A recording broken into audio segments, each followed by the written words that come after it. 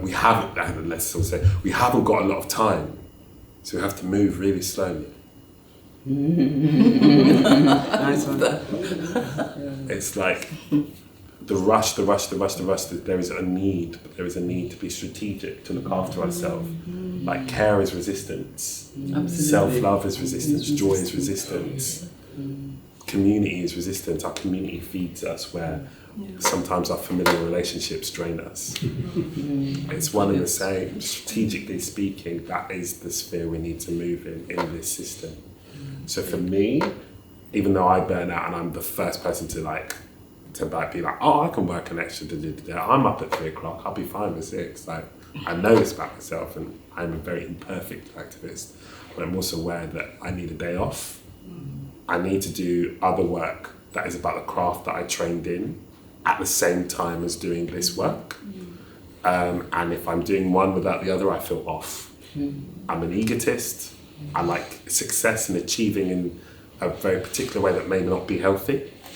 I'm aware of this. I know that these contradiction parts exist in me, and that is how I move forward, by accepting them rather than denying and lying about them. So that's great. Can I open it out?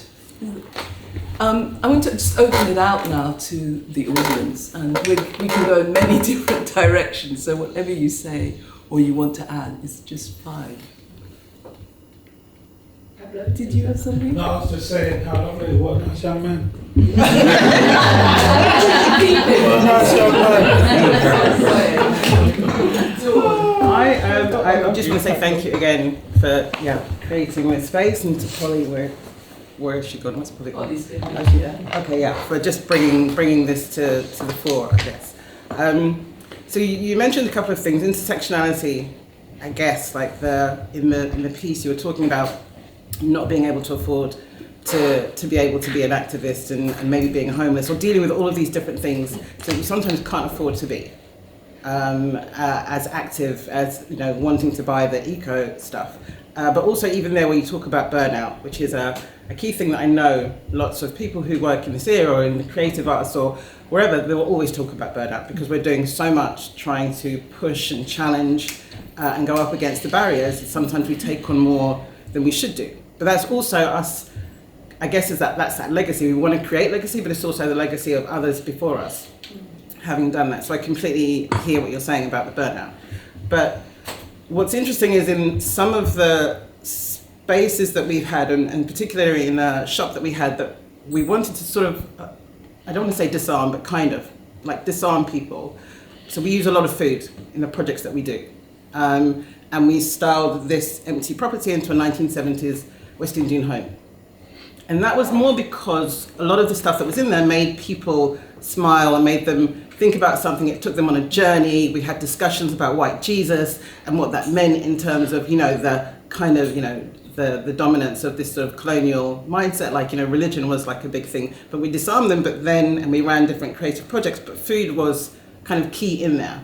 So, doing the refill programs and providing organic produce or cultural produce or kind of biodegradable. We had these discussions, but before we got there, I suppose we use that space to kind of just make them feel welcome and just like that we see them, we see value in them. And so it's really important when you were talking about the unquantifiable, because I think that factors in so much of the work that we do, but the funders quite often don't understand that. For them, everything is quantifiable. And how you make someone feel, it's really hard to kind of measure that, but you can see it for yourself, like the ripples of good that you're doing. So it's really interesting that you mentioned that, and also that you fused it and had food in the plantain and stuff in there as well. And like the way you there was comedy and the drama and the honesty and that truth telling, the storytelling of everything you did was like you took us on that journey, and it was just really, really well put together. So thank you. Did you have a hand up? I was going to say, I listen a lot to lots of learned people speaking, and I don't really hear the words that come out of Fehinti's mouth. I don't hear the word compassion in the same way, and the way of thinking of other people's perspectives and adding it in to your work. I don't really hear it in that same way. So it's that's what I mean. It's very refreshing. It's very refreshing. It's very hopeful to see someone's work and then meet the person and then see the reaction, the entire, and then hear that person speak. It's like, oh, it all makes sense. It all connects together. So it's just, I'm just saying it's been extremely positive. Well, on that positive note, how do we move forward, Hastings? What's the plan? Terry's got a comment. Yeah, I wonder if you could say a little bit more about this notion of relevance, given the subject of climate change isn't one that perhaps is top of mind for people of colour. How do you create that sense? What's your approach to creating that sense of relevance of this subject? It's funny. I always think about climate change being sometimes a failure of branding. It's the word that we give to this idea, and then we think about it. We think about polar bears, we think about melting ice caps, and we think about recycling. And that is purposeful. That's purposeful to move away from the systemic problem, as we said. And when you deal with the systemic problem, it becomes very personal. It starts to become about rent increases. It starts to become about immigration. It starts to become about food and tax. It starts to become about work. Those two arguments, exactly the same thing. The way of talking about it, I have found as a communicator, is always meet people where they're at. Meet people where they're at.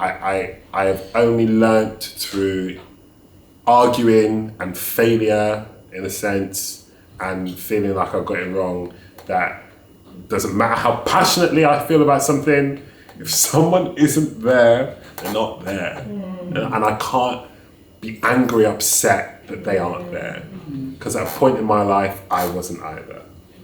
So I have to, and this is what I mean about choosing the amount of energy you want to put into a conversation. Because some people will take more energy, and you'll get to a point of being like, I can either pause this for today or I can keep going. And that has to be an active choice, otherwise we can be drained. So meet them where they're at. With a lot of people, it's like, okay, what is important to you? How far in this conversation do you know? How does this conversation come about? Is this organic? Am I asking? If it's come about organically, and you said, oh, well, I recycle. And I was like, okay, interesting.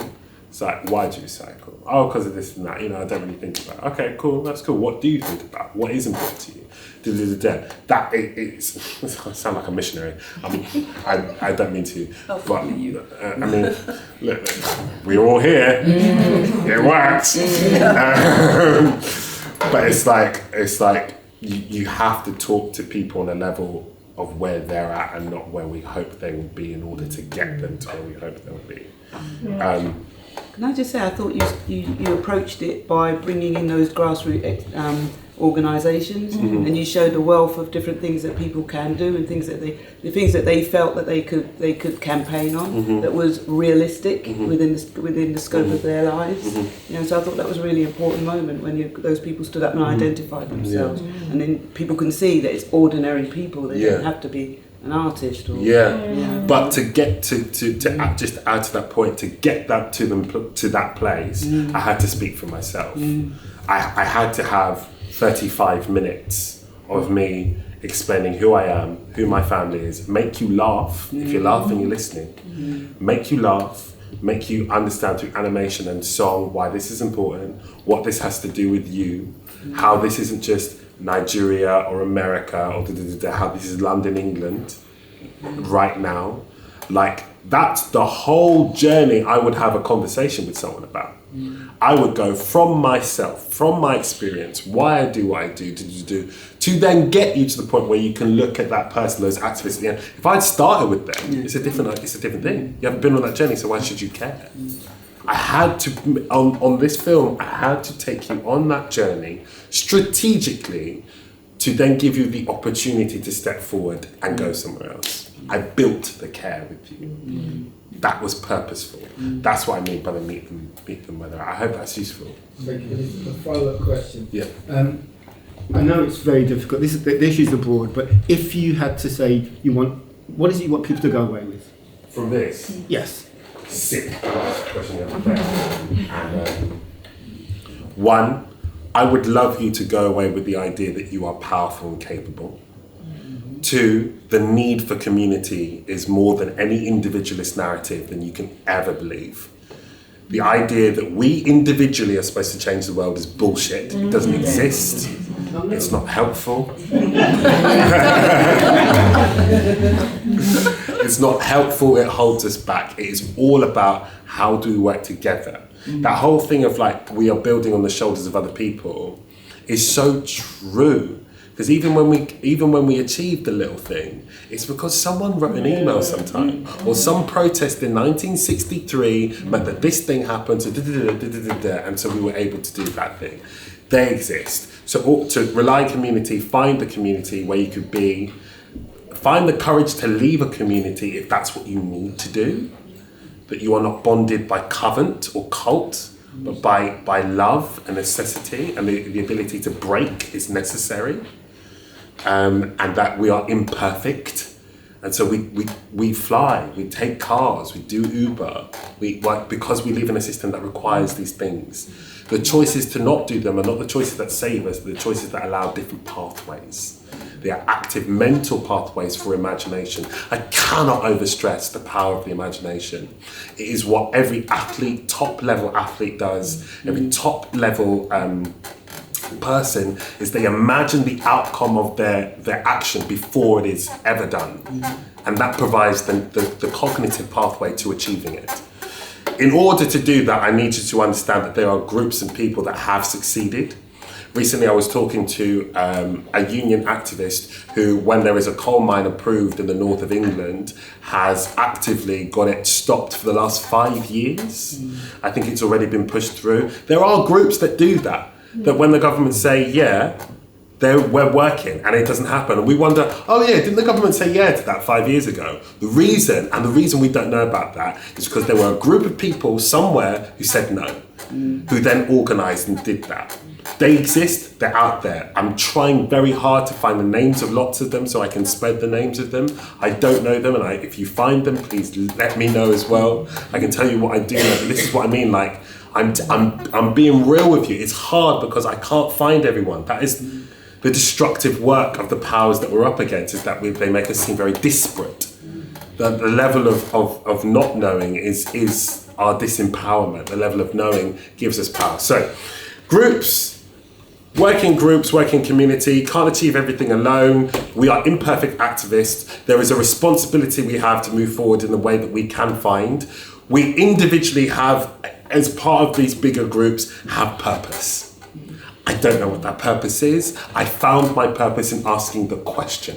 The question will often find you getting the answer, but first you have to ask the question. You have to find the need for asking the question. So that I'd love you to walk away with, and also to recognise the power of being here today. There are people in this room, as I said in there, who feel just the same way you do, who want to do the things you do, who are scared of the things that you're scared of, who might have answers to questions that you don't have. This is community. This is what it looks like. It's behind you, it's in front of you, it's beside you. So use this opportunity. I think that's fantastic.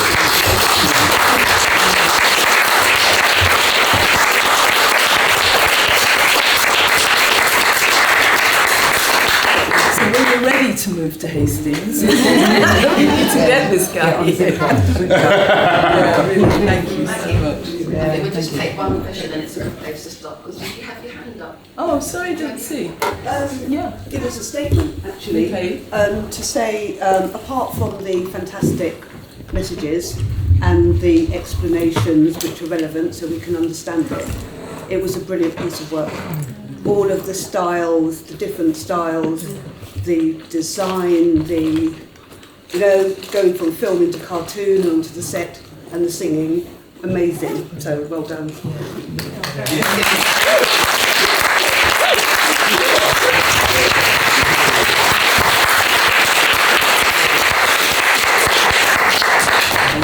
I just say one thing? Well, thank you again. It's the end of We Out Here.